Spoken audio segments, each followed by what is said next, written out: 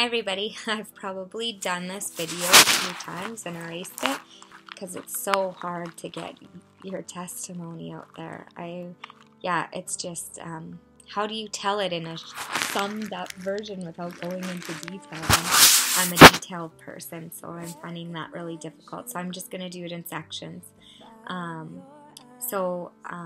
kind of always had low self-esteem. Like, this is the first time in my life that I have actually been the most confident, and it's because I worked on my heart this time instead of my appearance. And so I was born in Fernie, BC, and I was born the first one that my mom had me. She was nursing me and I lost oxygen, so my face went blue. She looked down and my face was blue and I wasn't breathing. And so they had to airlift me to Calgary Hospital, and that is where I spent the first month of my life, was in a hospital. And my mom struggled with a drug addiction. I have an older brother and an older sister that have different dads, and a younger brother that has a different dad. So we never grew up together. Me and my younger brother Colton grew up together. So we constantly were being moved from aunts and uncles and grandparents and friends, and which led us to be with people that we didn't know, which led me to be sexually abused a handful of times by the age of 5. And then when my mom remarried again, my stepdad had sexually abused me for the years that, up till I was 8. And so that was the first few years of my life. And by the age of 13, I turned to food to fulfill me. Food to hide under whatever I was going on. I never ever felt like I fit in anywhere. I never was really like the popular girl in high school. I never could afford the nice things, or my mom chose not to buy me the nice things because she had an addiction, or we were living with people that they weren't our parents. So that really affected me. I remember thinking, I will always make sure my girls have the nice clothes and never have to feel like that, because that affected me. That was really important to me. And that made me feel like when I was younger that is the only reason people like you, is because the way you look. So that was my first trigger for my low self-esteem. If I change the way I look, people will like me more. So when I gained all this weight from turning to food when I was 13, it was the opposite effect. My boyfriend at the time dumped me, and I was devastated. I cut all my hair off, dyed it black, just totally changed how I looked, because I just didn't know how to cover myself up with. I didn't feel like myself, and I didn't know how to deal with what was going on at home. And then it turned to an eating disorder, binging and purging. Not for long, a friend told on me, and I went to a clinic and got help, and I worked with nutritionists, and that was probably one of the best things that has helped me even now. So that had happened, and then by the age of 15, I had been going through depression from the time I was little. I just didn't know it was depression until I tried to commit suicide in the hospital with them draining all the pills that I had taken out of me. And I had a boyfriend after that, and his parents were a huge influence in my life. His stepmom was really healthy. I never seen what healthy was, or exercise, so that brought exercise into my life, and I kind of turned to that. And when I moved back home, because I lived with them for a little bit when my mom went off the wall again, when I moved back home, that was my safe haven. Every day after school, I went to the gym. I'd spend 2 hours in the gym, and I'd come home and I'd eat and I'd go to bed and I'd repeat. And I even did this on the weekends. I stopped hanging out with friends as much. That was an addiction for me. It felt good, and I got attention. I started losing weight, and so people started liking me. People that never even talked to me started liking me. I was like, wow, this body has done a lot for me. I never really thought that. I just liked the attention. So it became addicting. So when I would go through stressful times finding myself wanting to eat, I would get so depressed the next day, because that's my mask. That was my mask. My fit body was my mask for hiding my emotion, hiding but the trauma that had happened growing up to me, and the trauma that I was still going through. Yeah, I became super obsessive with that, and so I yo-yoed a lot in high school with my weight, from going from fit to not fit to losing tons of weight and over-exercising, and it was never consistent. And I was up when I was fit, when I lost the weight, and I was down when I gained the weight, and really, really unhealthy. When I was 18, I decided to move with my dad to Vancouver, to Langley, and finish my grade 12 year there. I broke up with my boyfriend of 4 years, and yeah, I just felt like this is where I want to be. I want to be a makeup artist. I want to work in the movies. He was a hunter. I didn't want to be a cook in a camp, so I wanted to move, and I moved, but I didn't realize that little girl that was mutilated, so to speak, on the inside, she'd never felt calmness or stability. So when I moved to Vancouver and everything was calm and there wasn't no drama with my mom, or there was, but I just kind of left her in the dust, left her behind. That is when I turned to food again, and to not only food, to drugs. So smoking pot, and smoking pot would make me eat it, and it was just a cycle, and I gained weight, and then I stopped working out, and just I wanted to do anything to get thin, so I started doing diet pills, and I just was in a really unhealthy cycle of trying to not deal with the pain that I was feeling on the inside, not deal with the low self-esteem that I felt, everything. I just never felt good enough, and I only felt like people liked me if I looked a certain way, and I never liked myself unless I looked a certain way, and I just couldn't figure out how to love myself and like myself. I couldn't figure out how to lose weight. I couldn't figure out how to eat properly. It just consumed me. It was all consuming. The more I thought I wanted to lose weight, the more food I would eat, and the less I would exercise, and the more drinking I would do, and the more smoking pot I would do, and I just felt like hopeless, like this is never gonna go away. And so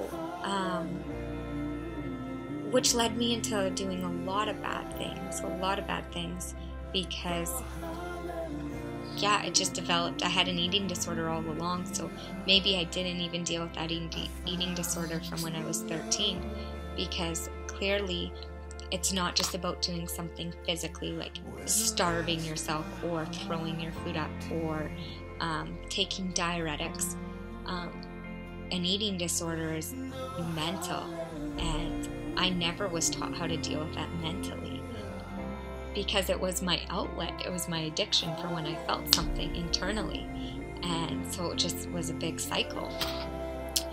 And so when I moved, when I was living in Vancouver, and I decided to finish high school early and get my stepmom's like, why don't you do personal training, because I like to work out, and so I decided to do personal training. I got my personal training, but I didn't even personal train because that's how low my self-esteem was. I thought I had to look a certain way to personal train.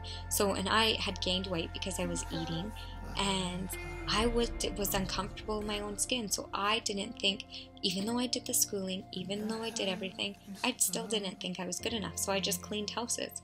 I cleaned houses for a while, and then I got addicted to drugs.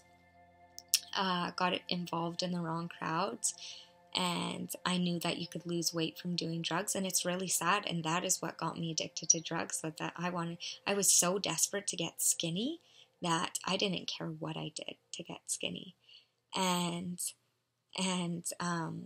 which led me into a whole bad lifestyle. My whole world just started spiraling down. I started dating drug dealers, hanging out with strippers. I was doing things that I never thought that I ever would do. I was stuck in a place that I never thought I would be, and it just made me hate myself even that much more. I couldn't stand that I just couldn't get it right, that I just couldn't, I was trying so hard to be everything my mom was not, that I was running into everything that she was, and I was doing everything that she was. It was like my biggest fears were becoming reality for me. And I don't know what the changing moment was for me. I just knew that I had flown home to visit my auntie Susan and my cousins and to go to a wedding in Edmonton, and something when I came to Edmonton clicked. I remember seeing this farmhouse and in this field, and I felt this promise, like it was like filled up my heart, like, this is yours, this is yours. And I could picture my life there, and I seen the life that my cousins had, and they're just at peace, and they loved God, and they went to church, and they just all like were so happy together, and it just radiated off of them, and I wanted that so bad. But I went back and I got still involved in my bad lifestyle, just used to doing what I was doing and not knowing how to get out of it. And I did that for a couple years, on and off. Drugs, drug dealers, just the whole lifestyle that comes along with that. And I just remember God came to me a couple times throughout this.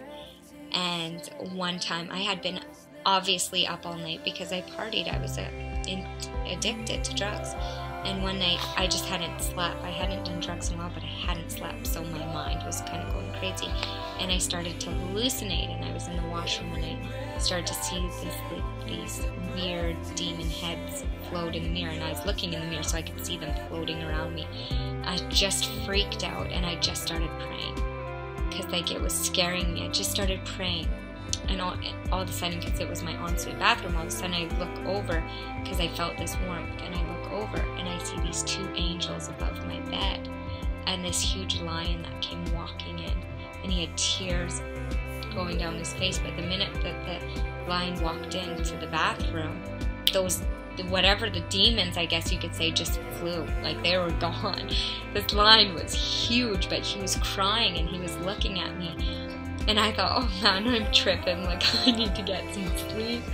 And so that was the first time that had happened, and I wasn't living a good lifestyle then. I was really in a dark place. You could just call, I was living the black market. I was the black market.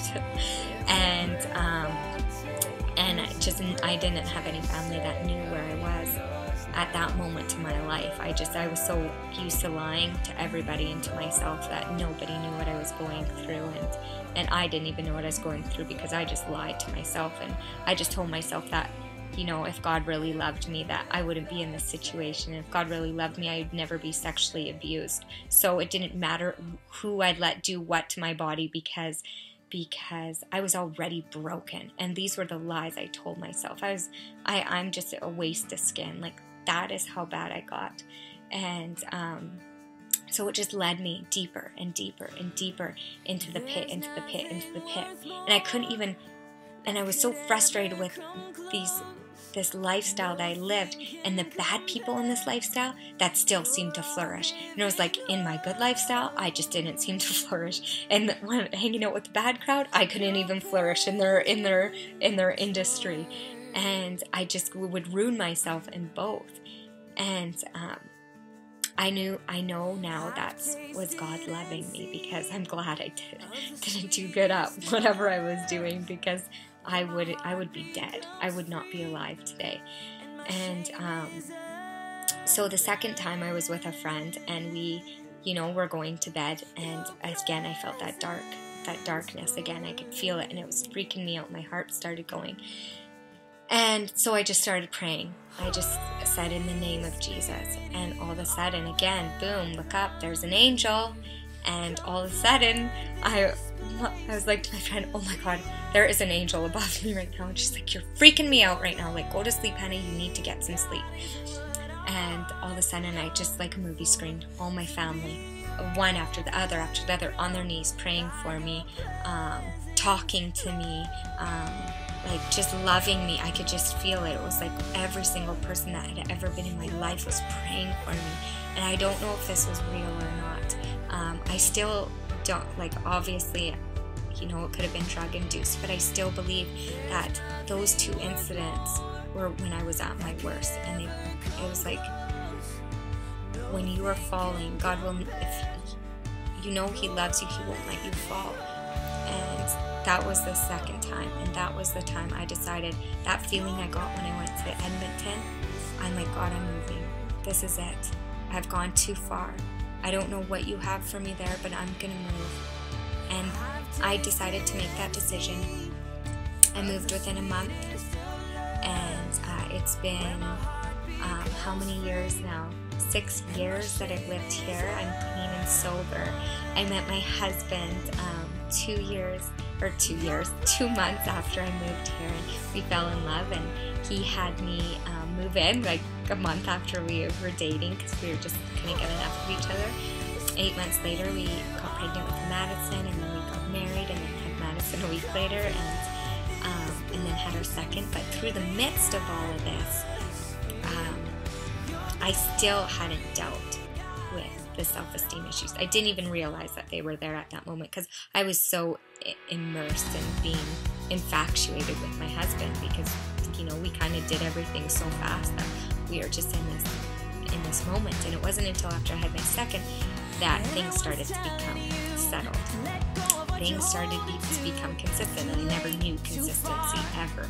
So when things became consistent, it's like the dust settled, and you can start to see, and things started to come out, anger, and not liking myself.